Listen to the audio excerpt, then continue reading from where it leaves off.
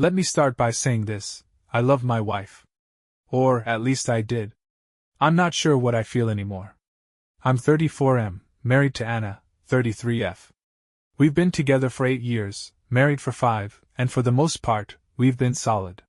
We have a little girl, Mia. She just turned 3, and I would do anything to protect that kid from the kind of childhood I had. That brings me to the problem: my sister Sarah. She's 36 now. 2 years older, same blood, different soul. Sarah made my childhood a living hell, and I don't say that lightly. From the outside, people thought we were close. We'd show up to family events, pose for pictures, maybe even laugh for a second or two. But behind closed doors, I was her favorite target. She didn't hit me, no, she was smarter than that. It was all words. Constant, relentless, calculated verbal abuse that chipped away at me until I stopped believing I was worth anything. She'd call me useless before I even hit double digits. Told me I was a burden. I remember being 12 and overhearing her tell her friend, "I wish my parents had stopped after me. He's like the test run that failed." She was 14 at the time. But Sarah had this way of flipping the narrative so everyone saw me as the sensitive one. The problem child. The emotionally unstable little brother who couldn't take a joke. My parents didn't help. Dad was emotionally distant, and Mom was so obsessed with keeping the peace that she avoided conflict like it was radioactive. So any time I spoke up about what Sarah said, I was told I was misunderstanding her or making drama. I spent years in therapy untangling that mess. Fast forward to now, I'm doing okay. I have a decent job as a systems analyst. I'm a good dad, and up until recently, I thought I was a good husband too. But Anna doesn't understand why I want nothing to do with my family. Especially Sarah. She grew up in one of those Leave It to Beaver households: Sunday brunches, birthday parties, cozy matching pajamas on Christmas Eve. So to her, family is everything. She couldn't wrap her head around the fact that sometimes, family is the poison. Over the past couple years, Anna's brought it up a few times. How Sarah's reached out, how maybe it's time to let the past go. Every time, I've shut it down. I told her straight up, Sarah is not a safe person for me. I don't want her near me, and I definitely don't want her near Mia. That caused some friction, sure. But I thought we'd agreed to disagree. I thought Anna respected that boundary. I was wrong. It started small, as these things usually do. Little comments here and there. Your sister actually messaged me on Instagram the other day. She seems nice. She asked about Mia, seemed genuinely curious. Or my personal favorite. Don't you think it might help you to forgive her? Holding on to anger like that, it changes people. I let it go at first. I figured maybe she was just being polite, or idealistic. But it started getting more aggressive. She'd bring Sarah up during fights. Say I was emotionally walled off. That I used trauma as a shield. And this one really got me, that I was teaching Mia to run from hard things instead of working through them. That one hurt. Because here's the truth, I have worked through it. Or at least, I thought I had. I've spent years in therapy, learning how to set boundaries and protect my mental health. But nothing prepares you for your partner questioning your entire healing process. I started shutting down. Avoiding the topic altogether. But she didn't stop. One night, after a particularly tense dinner where Mia was crying and Anna kept shooting me frustrated looks because I didn't want to video call, "Andy, Sarah, we had a big blowout," she said, and I quote, "You have to grow up and stop acting like a victim. Sarah's changed. People grow. Why can't you see that?" I just stared at her. Like, was she serious? I said, "Anna, she built her personality on humiliating me. I was her emotional punching bag for over a decade. You think she just changed? Without accountability? Without even apologizing?" And she said, "Well, maybe she can't apologize if you won't give her a chance." That night, I slept on the couch. And not because she made me, but because I wanted to. I couldn't lie next to someone who thought my boundaries were up for debate. Things got colder between us after that. Functional, but distant. I still tucked Mia in. Still kissed Anna goodbye in the mornings. But there was this weight between us, a quiet disappointment I couldn't quite name. That's when she started talking about therapy. Not for us, well, not directly. But she mentioned she and Sarah had started seeing a family therapist together. That they were working through things as sisters-in-law, trying to understand each other better for my sake. She framed it like a gift. Like I should be grateful. I didn't know what to say. I was stunned, honestly. I felt weirdly violated, like she'd cracked open a locked box I'd buried years ago and started passing the contents around.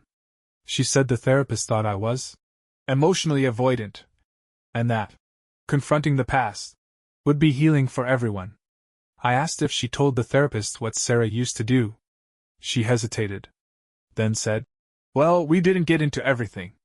We're trying to focus on the present." I wanted to scream, but instead I nodded. Said I needed some time to think. Then I went for a drive. Sat in a grocery store parking lot for 2 hours just staring. Something didn't feel right. That's when I decided to dig. And what I found? Let's just say, everything I thought I knew about my wife, my sister, and even my own story, started to unravel. After that night, the one where Anna told me she and Sarah were seeing a therapist, for me, I couldn't sleep. My gut had been screaming at me for weeks, but I kept trying to drown it out with logic, reason, excuses. She means well, I told myself. She just doesn't understand. But that voice, the one I've been ignoring since childhood, the one that said something's off, was getting louder. So I listened to it. I started with the basics. I looked up the therapist Anna said she and Sarah were seeing, some family counseling specialist named Dr. Elaine Morris. According to Anna, they'd already had a few sessions and Dr. Morris thought I was using avoidance tactics to deflect responsibility. She said I was projecting unresolved guilt onto Sarah and needed to own my role in the family dynamic. Except Dr. Elaine Morris didn't exist. Well, the name existed. There was a therapist by that name, but she specialized in geriatric care. Her office was in Florida. We live in Oregon. That's when the first thread started to unravel. I confronted Anna, calmly at first. I asked her for the name of the practice, the address, anything. She got defensive immediately. Said I was trying to sabotage progress. That I was always looking for a way to blow things up instead of build bridges. I said, "If you're telling me a therapist is diagnosing me without ever meeting me, I think I deserve to know who that is." She didn't have an answer. Instead, she changed the subject.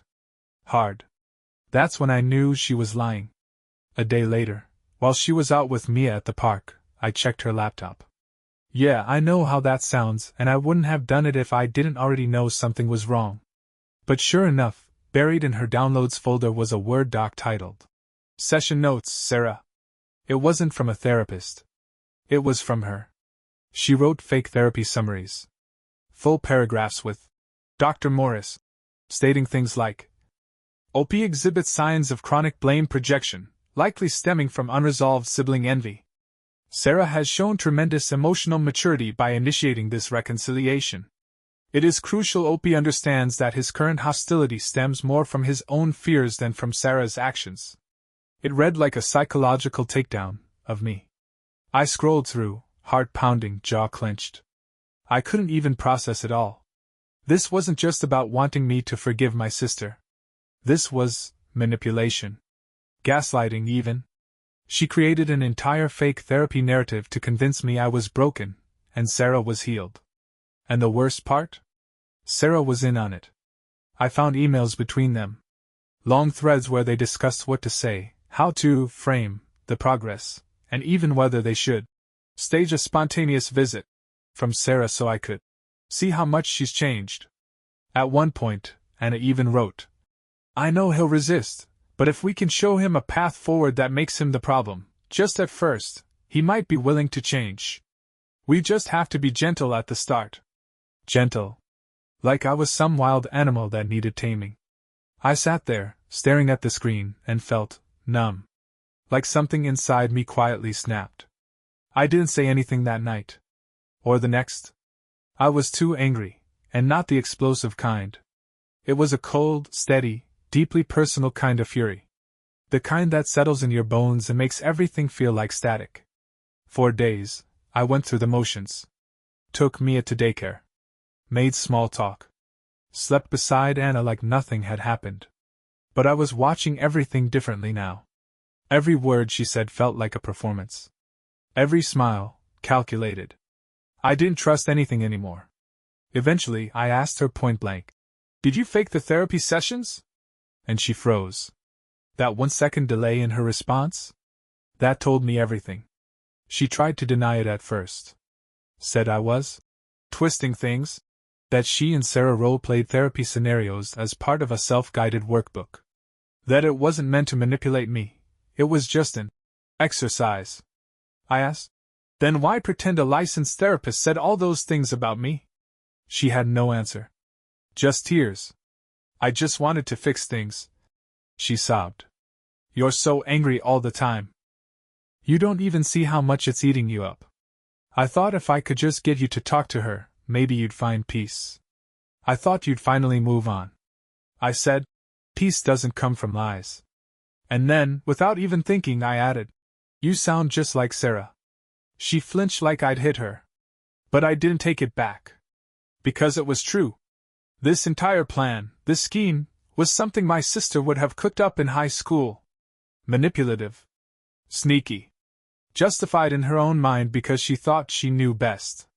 And now Anna, my wife, had taken that blueprint and run with it. We didn't talk much after that. I moved into the guest room. Told her I needed space to think. And I do. Because I honestly don't know what this marriage is anymore. And just when I thought it couldn't get worse, it did. I got a call from my mom the next day. I hadn't spoken to her in months. She asked how I was, how Mia was, and then casually dropped, "I heard you're finally thinking about forgiving Sarah. I'm so proud of you." That's when it hit me, they told her. They were all talking behind my back. Rewriting the story. Painting me as the angry, bitter brother who needed saving. Sarah hadn't changed.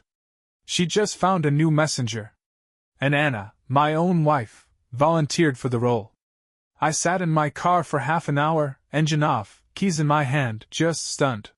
She said it so casually. So confidently. Where the hell did she get that from? I hadn't told her anything. I hadn't told anyone anything. And Anna knew damn well how I felt about airing our private business to my parents, especially to my mom, who still acts like Sarah's teenage cruelty was just girls being girls. So I knew exactly where that information came from. And it made me sick to my stomach. I walked back into the house like a ghost. Everything looked the same, but it felt different. I felt different. Like I'd stepped outside of my life and was now watching it from the sidelines, unable to stop the slow-motion crash I knew was coming. That night, I told Anna we needed to talk. I didn't raise my voice. I didn't yell.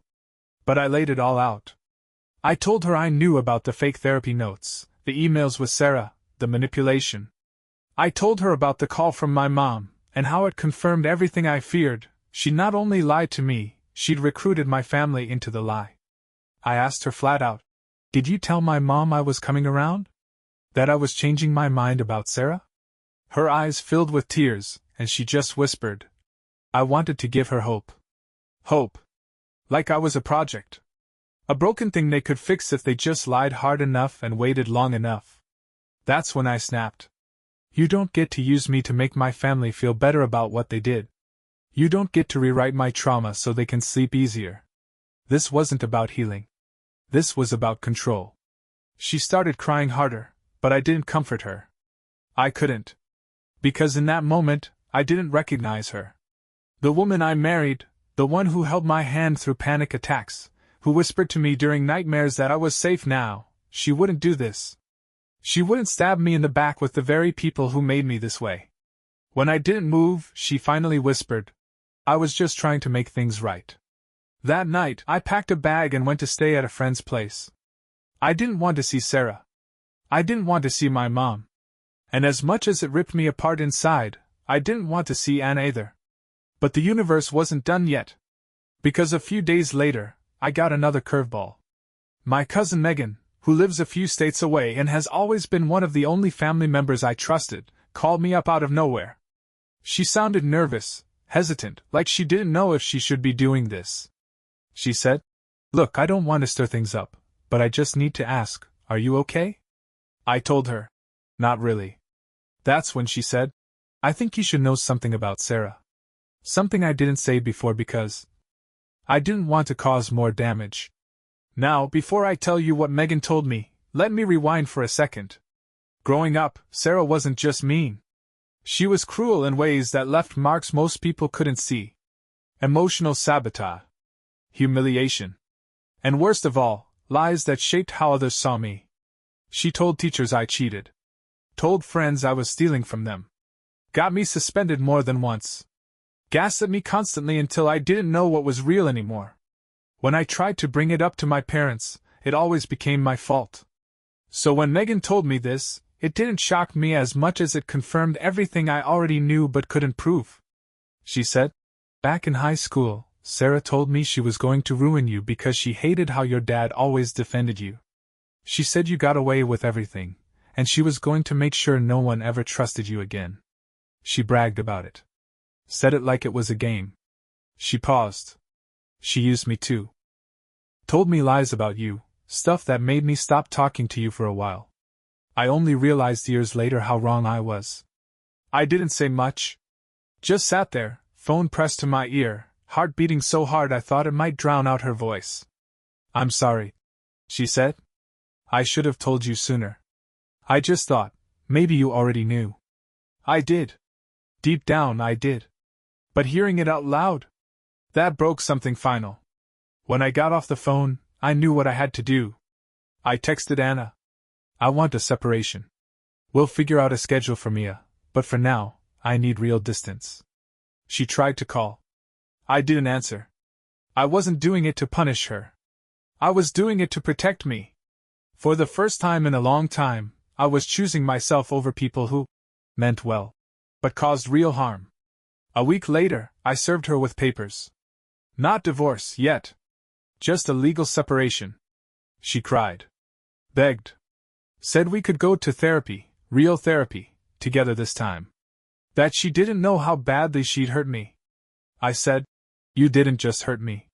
You teamed up with the one person who spent her life tearing me down. That's not a mistake. That's a choice." And I meant it. It's been 4 months since I moved out. The first few weeks felt like I was waking up from a dream where I was drowning but didn't realize it until I finally hit the surface. Everything was quieter. My thoughts, my heartbeat, even the tension in my shoulders, it all eased the further I got from that house. But it wasn't peace. Not yet. Just distance. Anna and I have been co-parenting as best we can. She's still in the house, and I'm in a small rental about 20 minutes away. We take turns with our daughter, Mia. She's too young to understand the full story, but smart enough to know something's changed. I keep things as stable as I can for her. But every time I look at her, there's this ache in my chest, because I know someday I'm going to have to explain all of this. Not in full detail, maybe, but enough so she understands why her parents aren't together anymore. Why I couldn't stay. And the truth is, I'm still not sure how to explain it without sounding like a villain or a victim. Because both roles suck. And neither one tells the whole story. Anna's reached out a few times since then. Not just about Mia, but about us. She keeps saying she's sorry. That she understands now. That she was wrong to try and force something I wasn't ready for. That she thought if she just created a safe container around me and Sarah, I might start to heal.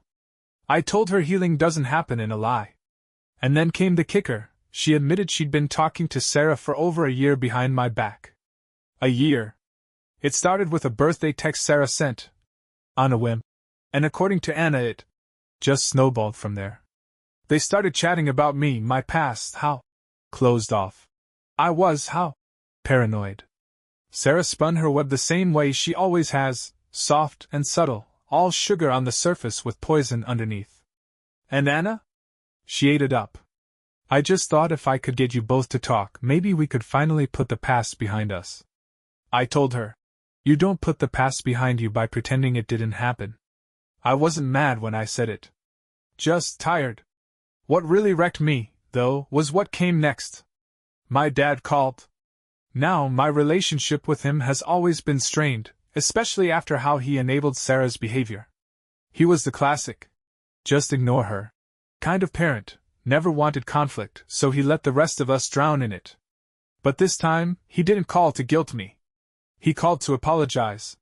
He told me he had no idea what Anna had done, what she and Sarah had been plotting, and when he found out, he actually confronted my sister for the first time in years. She said she was just trying to fix things. He told me. But I looked in her eyes, and I swear to God, she was enjoying the whole thing. That hit me like a punch to the gut. Because that's the part no one ever wants to admit. Some people enjoy control. They enjoyed being right more than they enjoyed being kind. Even now, Sarah hasn't apologized. Not once. Not for the childhood torment, the lies, the sabotage, or for manipulating my wife. You know what she did do, though? She posted a picture on Facebook last month with Anna and my daughter. Captioned it, "Family is everything, 2 hearts. I stared at that post for 5 straight minutes. My daughter, in Sarah's arms, smiling, totally innocent. My wife beside her, looking drained and awkward, like she knew she'd made a deal with the devil and didn't know how to undo it. That was the moment I knew there was no coming back. Not from this. I filed for divorce 2 weeks later. Not out of rage. Not to punish Anna. You don't fake therapy sessions. You don't forge notes. You don't go behind your husband's back to work with the person who traumatized him. And you sure as heck don't lie about it for a year and call it love. Love doesn't manipulate. Love doesn't control. Love doesn't gaslight." I'm in actual therapy now. Real therapy. Just me and someone with no agenda, no shared blood, and no loyalty to anyone but the truth. It's hard. There are days I want to call Anna just to hear a familiar voice. Days I question if I overreacted. If I let my trauma blow up something that could have been saved. But then I remember the emails. The fake progress reports. The lies whispered into my mom's ear. And I know I made the right call. My daughter will grow up knowing her dad didn't just survive a toxic family, he stood up to it. Drew the line. Protected himself, and in doing so, protected her too. Because I'll be damned if I let that cycle continue one more generation. So yeah, that's the story of how my wife faked therapy sessions with my sister to prove I was the problem, and how it blew up in her face. I'm not perfect. I've got scars. But I'm finally doing the work to heal for real, not for someone else's comfort, not to make peace, but for me. Because at the end of the day, forgiveness isn't owed. It's earned. And sometimes, it's just not possible.